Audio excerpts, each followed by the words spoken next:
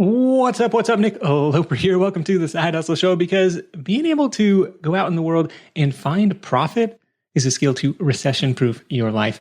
In this episode, you'll learn one unique way to go out and find that profit in your hometown by buying low and selling high. It's one of the oldest business models in the book and one that still works today. In fact, today's guest is a master of finding that profit and specializes in flipping a product that you probably have in your pocket right now. Maybe you're even listening to this podcast on it, and that's your phone. With a target of $100 in profit per flip, Jeff Duyon of the Smart Flippers Facebook group is reselling 20 to 30 used cell phones a week. It's a side hustle that can be as small or as big as you want to take it. But like any business, there are some pros and cons here.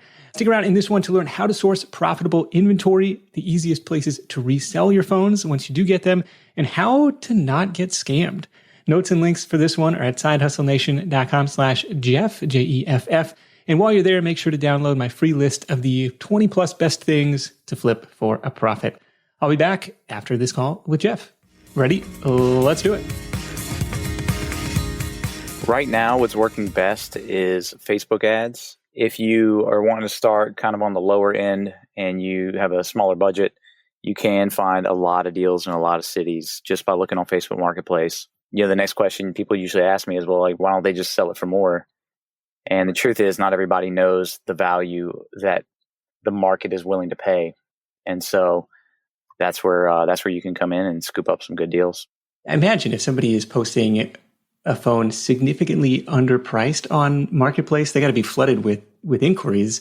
And at least for the few things that I've listed, it's like, oh, shoot, I had 10 people reaching out like in the first 15 minutes. Apparently I've underpriced this.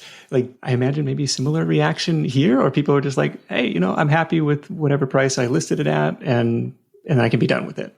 Yeah. So I have some methods there. The bigger the city, the more that's going to be a problem, because they're going to have, they're posting it for hundreds of thousands or millions of people. And sometimes, let's say they have a 12 Pro Max and they could easily sell it for $600 and they post it for $400. They are going to have people that don't even want a phone are going to be hitting them up trying to get that phone. And because I know that, and because I know the value for real, half of those people are going to hit them up and try to get them to do less, which is insane. I know what's going to happen. So I hit them up and I would say, hey, I'll do $450. Or I'll just say $450. So I will bid higher than the price they're actually asking for. And if they agree to that, what I'll do is I'll say, great, Mark is sold. And I'll put like smiley face. So I'm not like sounding too demanding. And then I'll try to exchange numbers with them, get them all sort of off the app.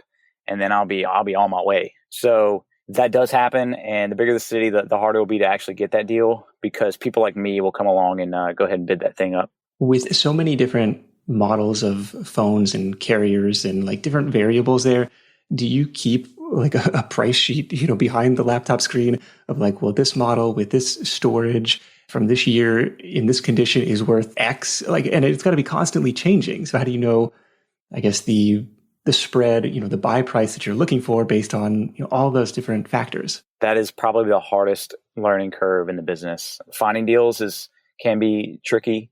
But I have a price sheet that goes over what I can for sure get for it after I buy it. And then if there's a broken back or broken camera, some of the deductions that would go along with buying that phone. And so it's, and then that price sheet from the company that I use is updated on a daily basis. So I know within a pretty good range, and of course the prices are always going down, but they go down for a bigger buyer of phones. They go down slowly, $5-10, maybe every other week or every few months or something like that. So the prices are a little more steady than you might imagine. Okay. Interesting. So it sounds like you're not necessarily flipping these to another end user customer. You're flipping them to another like bulk buyer, another middleman, like a middleman. Yeah. I'm like a middleman. There's times in the year, like now is one of them, where if you're buying a phone used, it's usually going to be better to go ahead and relist it yourself locally and get maybe an additional $50 to $100 for that exact same phone. But as the year goes on, because one iPhone comes out every year and the market sort of knows that, the end user is still paying the same, whatever, $1,100 for the phone. But on the back end, people are not willing to pay near as much because they know that the next latest, greatest is coming out.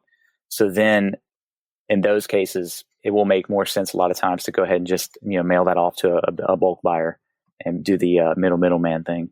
To find these bulk buyers, is it as simple as like Googling bulk phone buyers near me type of thing? Or are there just like a few kind of national players in this space?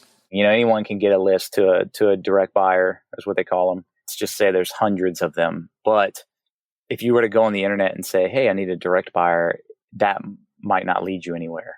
So it's like you almost have to be in the know, but it's not like something that's hidden behind some massive paywall either. So do the prices vary from direct buyer to direct buyer? A little bit. What you're looking for is someone that you can trust, someone that you know that when you, because see, a lot of times you're mailing off the phones to them and then they're getting them and then inspecting them and then paying you. So the main thing would be you want to have a referral from someone that you trust. It's like, yeah, hey, this company's good.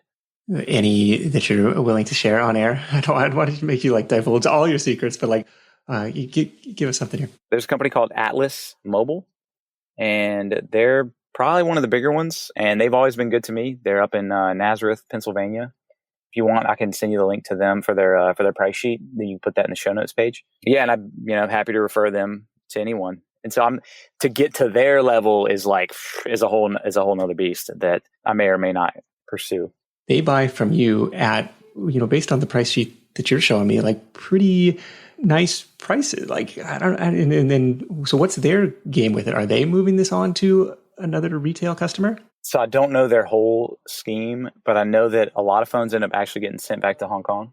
They're buying them for more than I'm selling them to them for. I would assume that they're fixing what they can fix and then getting the upcharge. Let's say it has a broken back and they're like, okay, it's $100 fee when it's a broken back if you send it to us like that.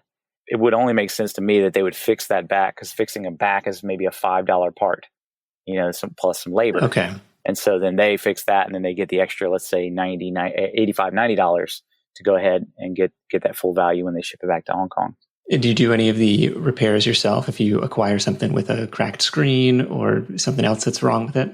No, I don't personally fix any phones, but I was fortunate enough to link up with a guy in my city. Within reason, he'll fix just about anything, and he'll charge me $20 labor on top of his parts charge. And at one time I started thinking, man, I'm going to teach my little 7-year-old this. I'm going to get some screens myself. And I start pricing it out, but he's getting the parts for like $20 cheaper than I can because he buys in bulk. Sure. So at some point it would make sense and whatever, but I'm not a fixer, All right. I was just curious on that. Yeah. But it's very helpful if you either fix them yourself or you have someone that can do it for a reasonable rate, and you can make way more. You can make way more money. Okay. So maybe starting with this price sheet, either from a direct buyer or from just kind of scouring what you have seen sold listings go for on eBay, on Swappa, on some of these other marketplaces, and then going out and trying to source inventory for less than that. Talk to me about this Facebook ads strategy. So this is kind of, I'm picturing like the We Buy Houses signs, like on the side of the road. It's like We Buy Phones, something like that. It's really that simple. In our world, we talk about if you were to make an ad for buying phones and it looked too nice, you probably would get very bad results. Whereas a lot of people, when they're in advertising, man, they're like having to button everything up and have these just perfect flows. When it comes to ads, you're literally typing on the back of a picture of you holding a phone saying, we buy phones, and you put a list of things that you can take, broken, whatever, blacklisted, whatever you're willing to accept for your deals. And then you go ahead and you can do general targeting and you can do a little bit more specific targeting. So there's some strategies there, and that works well in most cities, to be honest. You're running these locally? I run these locally, and I have some paid ad clients that me and my partner run them for on flipmorephones.com. And yeah, we find that some cities, they'll cost more, but when you have someone that's approaching you for a price versus an entire city, you have a little bit more bargaining power, let's say. And so I find that, $100 a phone can easily be $150 to $200 a phone. Obviously, that's going to be a big advantage to have someone that's just asking you rather than you're having to fight with every person in town to try to get that phone. Right. So it's okay. Well, it costs you nothing to acquire inventory, acquire a customer outside of the purchase price for the product if you're sourcing on Craigslist, OfferUp, Facebook Marketplace. So here you're kind of becoming the go-to person by being proactive about it. Hey, we buy phones. People are reaching out to you directly versus having a bunch of potential buyers reach out to them, knowing that they have something that they want. Local targeting, anything else like on the demographic filters that you have found to work well, lower your cost of impressions or cost per action here? So Instagram, I find, is a good target, especially in bigger cities. A lot of bigger cities have just a very active Instagram following, and Instagram doesn't have Facebook Marketplace, and it tends to be a one or the other thing. Like people that are very into Instagram don't really go on Facebook much. And so because there's no marketplace on Instagram, they're not up to date with their prices. And so again, you have a little more bargaining power to where you're saying, yeah, I'll do, X price. And on Facebook, you'll run into a lot more people that are like, nah, I've done my research and I'm not letting it go for less than XYZ. And sometimes that is like double what you could pay on your best day of your life. And just because people see those things listed for those prices, they think, well, I can get that too. Right. So that can be the issue on Facebook, is that you have people that list stuff for prices, but that doesn't mean necessarily that they're getting it. Yeah, but most people are thinking, oh, I saw it listed for $500. And it's like, well, that's going to be up there for a while because that thing is worth, half of that to a person that needs a phone for themselves, right? Much less to a person like me that wants to buy it for below that. That's interesting. Targeting, so it's, run through the Facebook ads platform because obviously they own both Instagram and Facebook, but I really only want this ad to show up on Instagram. I see better results over there. What's the call to action? Is it send us a direct message or start a messenger conversation? Is it go to our website, fill in this contact form? What's the ask in the ad? Yeah, so you're saying something to the effect of we buy iPhones, and then you put what you'll buy, and then you put maybe, cash same day. And then from there, you're saying get a quote. They click on it and it instantly sends them a message, and then you're in conversation with them. A lot of people don't like to do this, but I do. I like to put my number in the picture and in sort of the button right next to the call to action, because I want maximum people to hit me up. And some people don't like, random people hitting up their phone. So it's sort of a comfort level thing, depending on who you are. It's not a funnel or anything. It's just a direct to DMs. And like, you're not even running a pixel and seasoning that and doing all that stuff. You just, you're running a direct ad. Yeah. And so they send you a message and then you can ask, well, what model do you have? What kind of shape it is in? Can you send me some pictures? Like that kind of thing. So you know what kind of offer to make. Yeah. And you can distill it, and over time, you can distill it down to things that are like most likely to happen and stick with those core questions. So you're not really, really grinding on them, all these questions. And for me, that's mainly, are there any issues? What carrier, or is it unlocked? And how many gigs? How much memory on it? And so from there, I can get most of what I need to know from there. Do you find people are mostly being honest there? Mostly honest, but when you meet up with them, you want to go through a sort of checklist of things that you want to check, maybe Face ID, cracks, camera, front and back. There's a way to run the IMEI on a website called SickW. It's a pay to use, but it's cheap. It's maybe 30 cents to run an IMEI. IMEI, sorry. This is like the unique identifier of the phone. IMEI, yeah. If you want me to spell it out, it's like International Mobile Equipment Identification Number, something like that. Okay. But yeah, that's like the serial number that tells you everything you need to know. Like what model, how many gigabytes, is it, does it have payment issues? Has it been reported lost or stolen? Is there iCloud that's stuck on there? There's, it tells you pretty much all the things that the person that has a phone might not even know about the phone themselves. Okay. What kind of red flags are there when you run that search? So depending on your comfort level, because people will come to you with different stories like, oh, I reported lost and then I found it, and some people might be like, I don't want to do that. It'll tell you how many gigs, because a lot of people when they're typing the title on Facebook, and I made this mistake more times than I care to admit, but it's like they're typing iPhone Pro Max or 12 Pro Max, and then it'll pop up and say 256 as one of the options. And maybe they'll accidentally like autofill that and they say 256. And then you get there and it's 128. And the difference in price, let's just say, is $100. Well, you want to make $100, and now you got a break even phone and you're there. And to get them to go down another 100 is a big ask, even though they're wrong and you're kind of right. Yeah. So one thing I'll do is I'll like say, okay, so I see here that you say it has, it's 12 Pro Max, no problems, and 256 gigs. Is that correct? And if I'm going to be driving a long way, I'll say, please send me the IMEI. And Some people will give you some pushback on that and they just won't want to send it. They'll think, you're going to hack their phone. Or is there a risk in that? Like, could you, given that number, could you do something bad?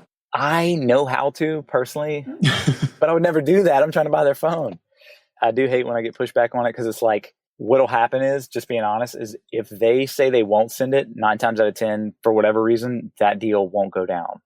Like, they'll lose trust in me and I'll sort of be like, well, I guess you're not serious.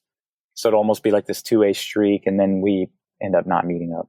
Okay. Yeah. It's like, is it really safe to share? It's like sharing your social on the internet or something. I guess there's people that you can essentially, like, there's a website I can go to where I can just blacklist your phone and make it to where it won't work. I think that's kind of messed up. Like, I don't know why anyone would do that, but I guess that's a fair enough reason not to want to send it. But I haven't heard of any like syndicates out there that are like doing this on like some coordinated basis where they're just asking people for, the IMEI, and it's like, gotcha.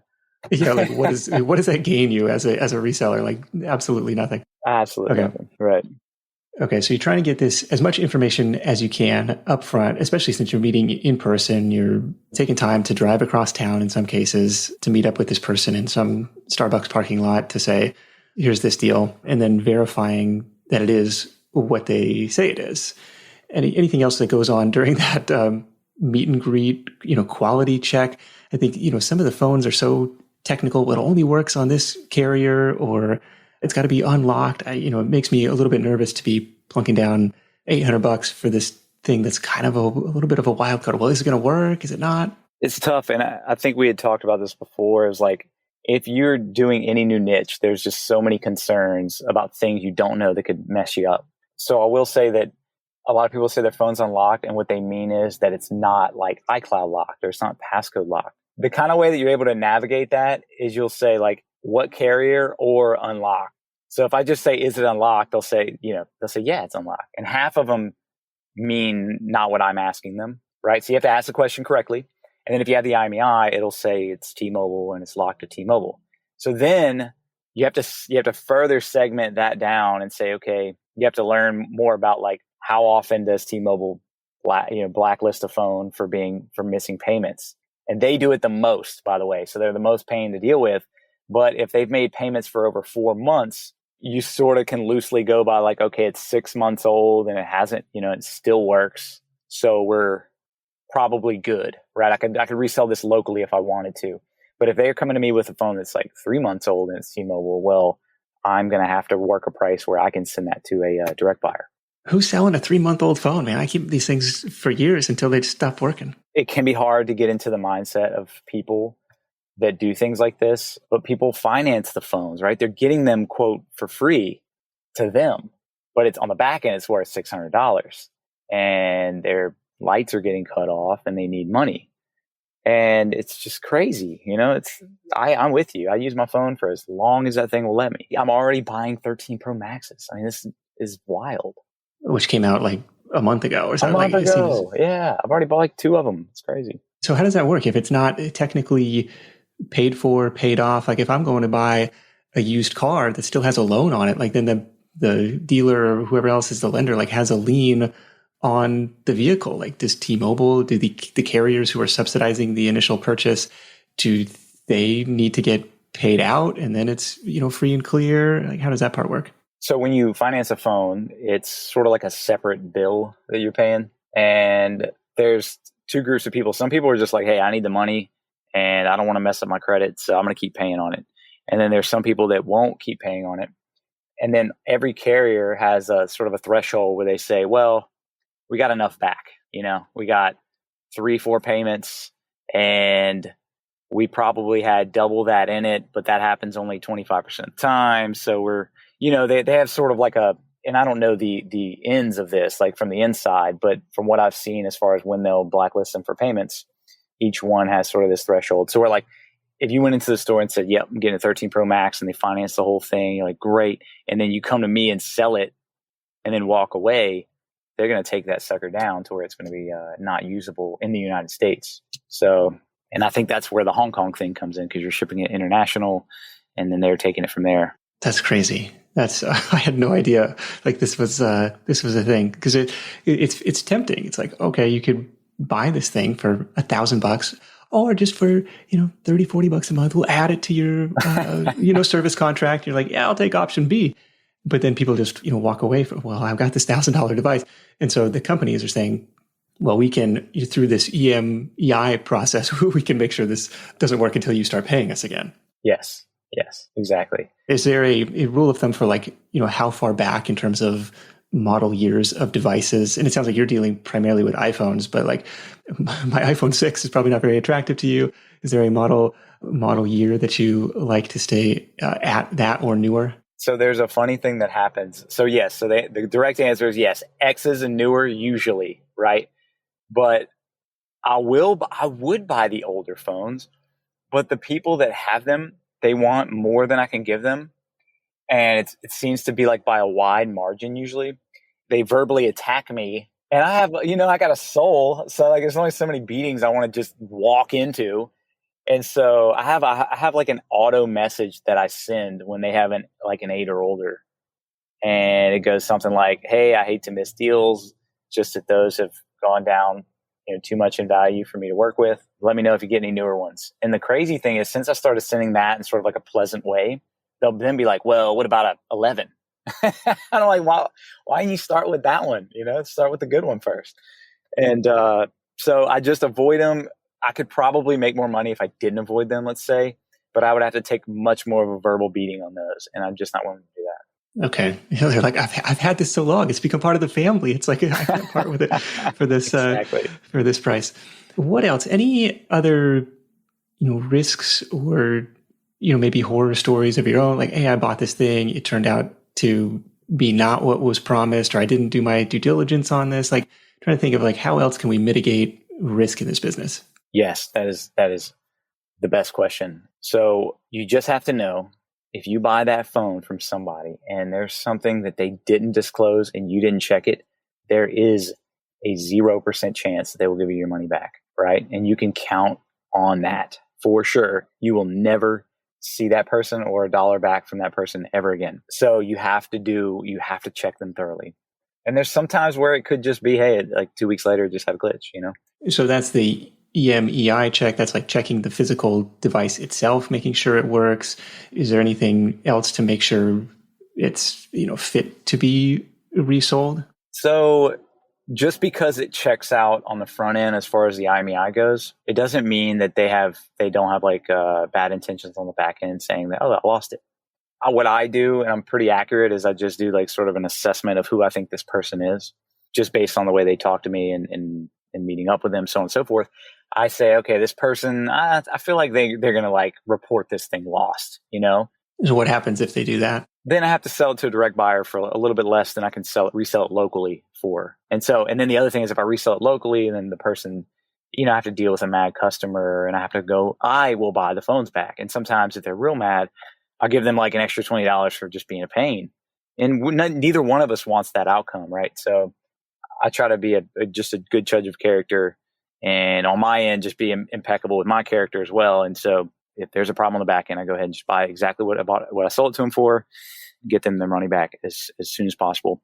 If somebody reports it's stolen after they sell it to you, or reports it lost, then Apple cuts it off, or the carrier cuts it off, and it doesn't work anymore.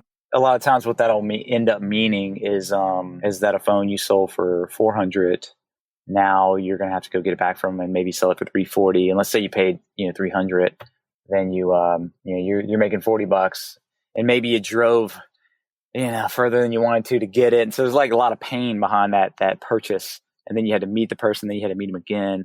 That's a time risk more than a money risk.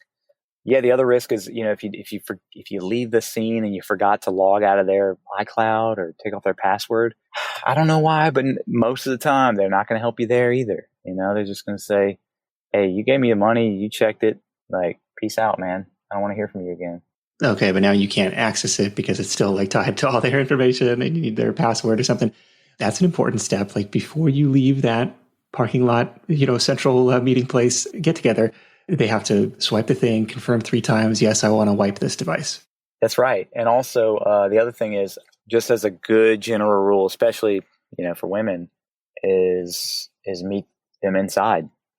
And 9 times out of 10, they'll be pulling up asking you, what do you drive? And you're like, hey, man, I drive a white body and I'm inside. You know what I'm saying? That is what I drive. That's one of my things. I get to like diffuse the situation because they're like, well, why you got to meet me inside? And I'm like, well, because I don't know you and I got cash in my pocket that's enough to where I don't want you to try to take it.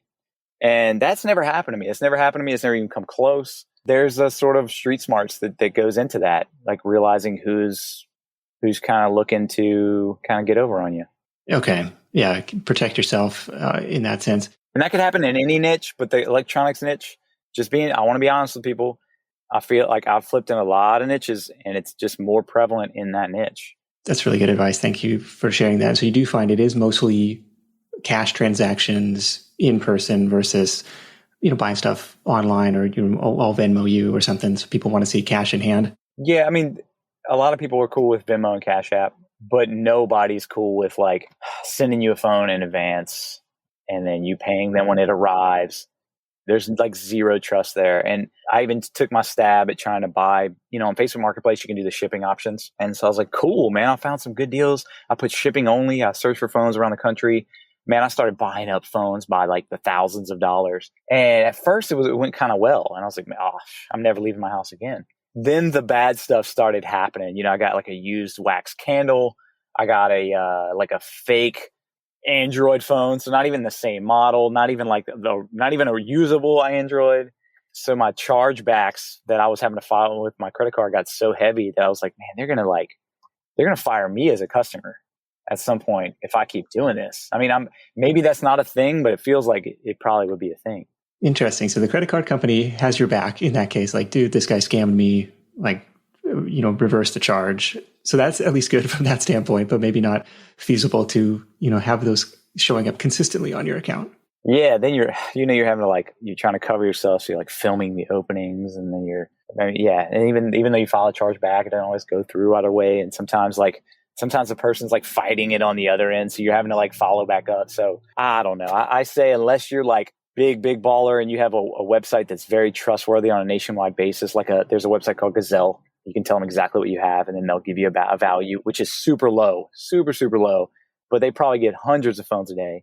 Unless you have that sort of setup, I wouldn't even try that sort of thing. Yeah, that's true. There are companies doing what you're doing locally on a national level, and because of their scale, and because of their marketing firepower, they're saying, well, we're gonna be the low price acquisition. You could sell it to us, but because we need to make margin on it too. Here's the price, take it or leave it. Okay, what else? Cash intensive. Did you start with okay, I'm going all in on phones. I'm going to go buy 10 of them and plunk down $5 or 10 grand in that first week, first month? Or is it okay, let me dip my toes in here and see where this goes? Started very slow and I was thinking, okay, maybe try to get a phone a day. I was very apprehensive to buy newer models. I was months before I bought a newer model. Just because of the price? Because of the price, because of the risk. Yeah, it was just, buying a $150 phone, $200, $300 phone versus buying, $600 to $800 phone, let's say. Yeah. At the time in my head, it's like I knew I didn't know enough to keep myself safe, right? That was right on that because I ended up in some situations where I had phones where I'd lose money because there were certain things I didn't think to check or I didn't know to do. Some of the things I've explained here today. So, I'd recommend most people to kind of start on the lower end. At some point, what happens is you're like, God, it's the same amount of work. You hear people in sales say this, it's the same amount of work to make $100 to $200 as it is to try to squeeze out $30 to $50, $60 on an older phone. At the same time, it's nice to start kind of low and slow and get the older models and figure it out from there. So yeah, my first purchase was an 8 and one of the methods that I teach is it's rare, but at times it makes sense to buy a phone, go trade it into Apple, and then they give you a gift card. And then there's companies that'll buy those gift cards for, let's say, 90% of the value. And so Atlas might give you $200 for it, but Apple will give you $270 gift card. And then you're turning around and selling that gift card pretty instantly for $243. Okay, I gotcha. That's an interesting angle as well. Maybe there's some other companies that has a trade-in offer there. Yeah, there's a lot of ways, man. A lot of ways. I forgot to ask on the acquisition side, on the Facebook ad side, is there a target cost of acquisition that you're looking for per product, per item, if that makes sense? Per message, anything under $2, I would say is good. And you could probably take that to about a $6 level before you'd start to feel like, okay, this isn't going well. Because you're closing maybe 1 in 10 of those leads. So I would say for me in my city, it's more like $20, $25 per deal that I get in ad costs. And then let's say if you're in Tampa or something, it might be more like $40 to get per phone that you get. So cost of acquisition, let's say like on the good side, probably 10 in the $10, $20 range. And on the bad side, like the worst probably possible acceptable level would probably be somewhere in the $50 to $60 range. Okay, so paying $25 to $50 for the privilege of buying hopefully $100, $150 in profit. And, that's a pretty good trade, especially if you don't have to drive very far to get it, doesn't take a ton of time to do this deal. On the reselling side, are you, stocking these up until you have a shoebox full of them and then you ship them off to your direct buyer, or are you, parsing them off, onesie twosies on marketplace or, to local buyers? Curious about the process logistically on the back end. The back end part is someone like me or like an entrepreneur like me will struggle with, because the chase is fun. It's more enticing. So the next thing you know, you'll have like 10, 15 phones, and we're talking 5, 10 grand piles up in phones fast, Tons of money tied up in inventory. Yeah. Yeah. And so in and out as quickly as possible is the way to do it. Sometimes I'll list a phone let's say I buy some phones, I'll relist them on Facebook Marketplace, and I'll list them for like the price. I'll list them for the lowest I'm willing to go. Just because I know in my head, if they don't sell in like 2 days, I got to get this thing out of here. The other hard part can be that you can get more if you list it on Swappa, but Swappa, as safe as it is, doesn't have a lot of traffic. So then you might be waiting on that to sell for a week, and let's say you got 3, 4 phones up there. Okay. So now you got $2,000 tied up and you're just like, oh, come on. And so like you're trying to lower the price a little bit each day to try to entice someone to get it.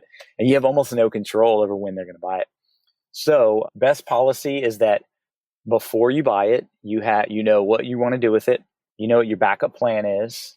It's a lot of like typical business advice. Like, so if I buy a phone, let's say I buy an unlocked 12 Pro Max, and I know that my direct buyer is going to give me $770, I think is what it right now what it is. $770. I got that locked in already.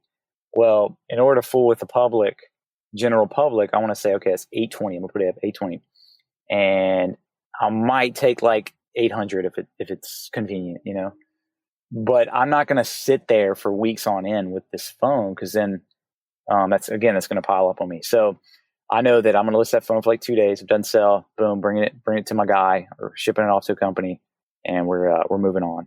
Okay. And do you just send those off, in a like flat rate box or something like that? Yeah.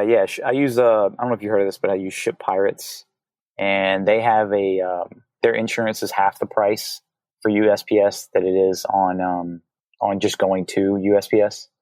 So okay. USPS, if you go there, I think it's like let's say 1.6% of the value versus 0.8 on Ship Pirates. And yeah, I'll ship it off in a USPS flat rate, $7.50 deal. And just to give you an example, I have a few recent shipments here that I'm pulling up, and I think, I don't have them pulled up. Shoot. Anyway, one of them was like 2 phones, one was 1 phone, and one was like 7 phones. So it depends. If it's Saturday morning, that's the latest I can really ship out a deal, ship out deals for the week. So I'm going to go ahead and just ship what I have and clear it out to where I know it's going to get there, maybe Tuesday instead of Wednesday, right? My goal is to ship no less than 5, but I'll break that rule all the time. Okay. Yeah, I guess if it's a flat rate box, you might as well put as many in there as you can. But definitely, I like your note on the insurance. Yes, definitely insure this if you got $4,000 worth of phones in this box. Yeah, it doesn't happen often, but it's like when it happens, it's never going to be good timing. Give me a taste of the best deal ever, and then I want to hear your worst deal ever, like the biggest bath that you had to take. Oh, man, that's great. So my best deal, a few times I've bought phones where the person came in and said, hey, it's iCloud locked, and it wasn't. And so I'm buying a 12 Pro Max, let's say with a cracked back for $100, and my buddy charges me $40 to fix the back. So I'm in this phone $140, and my buyer at the time's giving me, I think he ended up giving me like $740. And I did that on 2 phones in one day. Wow. And so, yeah, those 2 phones were, I think, $1,200 in net profit. How do you determine that it wasn't really locked, iCloud locked? I don't even know what that is. Oh, man, it's another good question. So if they bring it in, it's got a passcode lock. It doesn't mean that it's iCloud locked. And even if there's an iCloud logged in, if it doesn't have the Find My iPhone on, you're able to restore the phone back to factory settings and use the phone and just be good to go. So if you're an iPhone user and you use iCloud and you lose your phone, the way to lock it up is to make sure that you have Find My iPhone on. Because if that's not on, then the person that got it, they know what they're doing. They go ahead and reset it, and they got the thing free and clear. So that's like some of my better deals. And then a few months after I started, I was like, wow, this is working. And at the time, I was training a lot for a race I was wanting to do. And so I have a buddy from college, and I say, hey, man, I got these 3 deals lined up, and here's the details, and here's the money for them. Just go and get them. I'll pay you this much, so on and so forth. Which, side pro tip is have people that go and pick your stuff up for you, or places and stores that work with you that the person can drop the phone off of there, and maybe they charge you $20 to do that. Anyway, I pay him, I get him all the money, and he's a good guy, but he's an Android user. So he doesn't really know what a legit iPhone may or may not be. And he got 3 phones, 2 of them, no problem. And I get to the 3rd one when I meet up with him, and I realize immediately something's wrong. And it was a fake 11 Pro Max that I paid $750 for. And that was a 100% loss on that deal. So that is the worst case scenario. But if you're listening to this, if you've ever used an iPhone even once, you will know it is a fake. You'll be able to tell, like, this just does not when feel people right. ask me that, I'm just like, look, I'm not even going to explain it. You'll know. But for practicality's sake, it has Android software on there. It sort of moves slower. When you turn it off, it has like a little, I don't know, almost like that Walmart little symbol that goes around in circles instead of the actual like Apple logo. It's real light. The camera's like a 0.1 megapixel. It's just all bad. Yeah, all bad. Don't touch it. Oh, $750 bath. Okay. Tell me about a day in the life or a week in the life of a professional phone flipper. The time required. What does that look like? So for my life would probably be different if you were single, but I don't work a lot of the hours actually where I'd probably be making more money. So I don't work from 4:30 in the evening till 7:30 in the evening, which is like, I'm literally cutting out probably the most valuable hours of the day, but that's the time I spent with my family. So I make this work. I wake up usually pretty early, and my goal is to have a deal lined up before the sun comes up. That's just me as an early bird. I either, depending on how many leads I have, I already have the day planned. Like, I'm going to be driving to this or that part of town, and I have time set up, right? Okay. But if not, then I wake up, I will do a brief scan of like Facebook Marketplace and maybe OfferUp, and I'll see if there's any deals, and I'll message those people. I'll check the leads that have come in overnight from my paid ads, respond to them, and just, again, schedule anything that needs to get scheduled. Again, for me personally, I hang out with my family in the morning a little bit on most days. And then by 9 a.m., I've got somewhere to be. I've got a deal to go get, or have a buy, sell, repair store that to not get long-winded, I'm sort of partnered with. So a lot of times they'll have bought deals and drop stuff off at the store. So I'll make my way over there and drop off what I want to drop off for them to sell, and I'll pick up what I need to get picked up that I want to send off. Yeah, and then from there, I'll get a few more, say I'll get a few deals. I'll shut it down by 4:00. And because I'm a little more aggressive than most as far as like how far I'm willing to go, some days involve a good bit of driving. So I'll go up to probably 80 miles away from me. So, a lot of miles in the car. A lot of miles in the car would be a good way to put it. If you're wanting to like really, really max this out, if you want to go $1,000 a day in most cities, you probably wouldn't need to leave your city. You probably want to run your ads maybe 25 miles out from where you are. And then you just you want to pick and choose like how much you want to make, let's say per hour or per deal. And then what's your pain threshold as far as how far you're willing to go to accomplish that. Yeah. What is the pain threshold? I like this kind of call, like, I want to have a deal lined up, like as just a benchmark in the sand. Like a good day is something where I've already got something lined up before the sun comes up, trying to find that 150, 250, whatever that target is for you. Like, where can I go find profit today? And I remember we did an episode probably back, 2014 timeframe with Ryan Finley, ran a site called Craigslist, just buying and selling stuff on Craigslist. And that was his whole business, supported his family doing this. how can I go out? And he started, I think he had a bunch of debt that he was trying to pay off. How can I go find $50 in profit today as a side hustle? Like, how can I go out and find this money? So I like that. And what's your pain threshold? Jeff, this has been fascinating stuff. I'm, learning more about the ins and outs of phones than I ever knew in the past, and especially as the technology continues to get smarter and increase. What's next for you? Where do you want to take this thing? A lot of my focus over the last few months has been building up Flip More Phones and smart flippers, and really just pouring into other people and helping them succeed. And either, a lot of people are, they're good with the job, but they do want some extra money. Almost no one wants no extra money. Everyone wants to make a little bit extra. So it's a gift that I have that I like to share. And so I'd like to grow more of my coaching side of things. But as that grows, I've noticed that it's sort of helped my own life. My personal business has grown as well. So I'd like to grow it to where I'm not only teaching people, but I have students or just people around the country that are shipping their phones into me. And I would like to possibly have a Gazelle type setup where I get phones from all around the country. So kind of earn your way up. You don't just get to march on in, Yeah, you don't get to start there. It starts with that first deal and hopefully plow the profits back into the next one and the next one and grow from there. Yeah. And look, side point, when I saw people buying and selling phones locally, at the time I was making all my money online, and I was like, this is beneath me. Like, just being honest, I was like, this is totally beneath me. I would never do this. And then struggles happened, and I had to shut down a few businesses. And I found myself like, hey, I had to humble myself. I started getting deals. I did not see this getting to this point, and it has, and I love it. So any day that I can wake up and buy and sell some phones and just go out and meet people in my community and provide value that way is really enough in itself. Well, it sounds like you start to build relationships in the industry too, with different storefronts, different people who might have leads on where to get inventory, where to sell it, how to fix this stuff.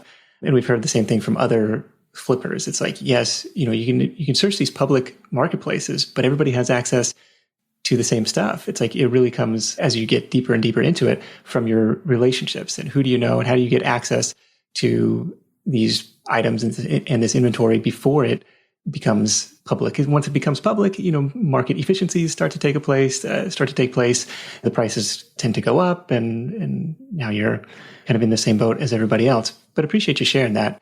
And I think this ability that you have learned, like, it's a skill, like anything else, to go out and find profit. I think that's one surefire way to recession-proof your life, and just having that in your back pocket, whatever direction you choose to go in the future will definitely serve you well. So you can find Jeff at the Smart Flippers Facebook group and flipmorephones.com, which is some training and information on how to run Facebook ads to get more inventory into your flipping business. Let's wrap this thing up with your number one tip for Side Hustle Nation. I would say that if you have this DNA in yourself, you'll know if you do by like how willing are you to go out there and get these deals. And I had someone that I was talking to last week, and they asked me how far I'm willing to drive. And before I answered them, they messaged me 20 minutes is their maximum. And I'm like, oh man, I'll drive an hour and a half to 2 hours if I have to. So just that innate thing inside of someone with that hustle mentality is almost the biggest tip in itself, because not every business model is going to be for you or for the listener that's hearing this. This might not be a good fit for you. It's not it. So if you're willing to just wake up and go, like you said, how am I going to find this $50 or $100 today so I can make this happen? And you're willing to just really go to great lengths to make that happen. That's how you'll know that this sort of business, at least, is a good fit for you. That's right. You got to be willing to work for it, and hopefully still have some margin left over after paying for gas on those longer drives. So hopefully it's a better deal. It's enticing to go 80 miles out of your way, and maybe you can scoop 3 or 4 of them out in one direction versus I just made this one trip and now I spent all afternoon doing this. That happens a lot. By the way. Being able to kind of batch process these drives. Yeah. So you go 80 miles to get $100 profit, which is not good enough. But on the way there, somehow another deal comes up, and by the time you're coming back, you got $400 or $500 worth of profit that you would have gotten if you wouldn't have sort of almost wasted your time just by getting one deal. All right. Well, cool stuff. Again, Smart Flippers, check them out on Facebook over there, and flipmorephones.com. Jeff, thanks for sharing your insight today, and we'll catch up with you soon. All right. Thanks for having me. Alrighty, I hope you enjoyed that chat with Jeff. Anything stand out to you? Anything you noticed? A couple things that stood out to me. The first was just learning how the game is played. I think this is a side hustle that you have to start small with, one flip at a time. Figure out what works to source inventory in your area, what kind of red flags to look out for, how to verify each device is what the seller says it is. I think this is true in most businesses, that you get better at it and more comfortable with it through practice. There's probably no substitute for that other than just getting in the reps. The second thing was network. The more people in and around the industry who know, like, and trust you, the better off you're going to be, the easier time that you're going to have. Jeff mentioned having a friend or colleague who helped fix broken phones. That's a great resource to have in your network. It's interesting because to me, flipping seems very much like a lone wolf type of side hustle. I'm going to go hunting for profit, and it's very solitary. It's me versus the world. But we've heard over and over again from flippers like Jeff, like Stacy Gallego on the podcast last year, like Rob, the flea market flipper. A lot of their deals come from people knowing what they do. I think the same is true in this business. After the toe dip phase, the dabble phase of learning if it's something that you like, if something that makes sense for you, I think it makes sense to start spreading the word and letting people in supporting or complementary businesses know what you're looking for. So I'm reading Andrew Warner's book on running better interviews. Andrew's hosted a startup interview podcast, Mixergy, for like a decade. It's called Stop Asking Questions. And one of the most important parts of the book for me is where he talks about stopping looking for one-off guests. How am I going to fill my calendar for next week? And instead start looking for what he called guest fountains. These are the constantly flowing sources of potential guests for him. But the idea applies to just about any recurring problem. Instead of, where can I find a phone to flip? Ask instead, where can I find a fountain of phones to flip? In Jeff's case, the Facebook ads system delivers him a steady stream of qualified leads. Solve the problem with systems rather than reinventing the wheel each time. Thinking in terms of fountains instead of one-off glasses of water, I guess, to continue the metaphor. Either way, notes and links for this one are at sidehustlenation.com/Jeff. And while you're there, make sure to download the free list of the best 20 plus things you can flip for a profit. Big thanks to Jeff for sharing his insight. That is it for me. Thank you so much for tuning in. Until next time, let's go out there and make something happen. And I'll catch you in the next edition of the Side Hustle Show, where we're exploring another unconventional rental business that went from side hustle to a nationwide operation. I'll see you then. Hustle on.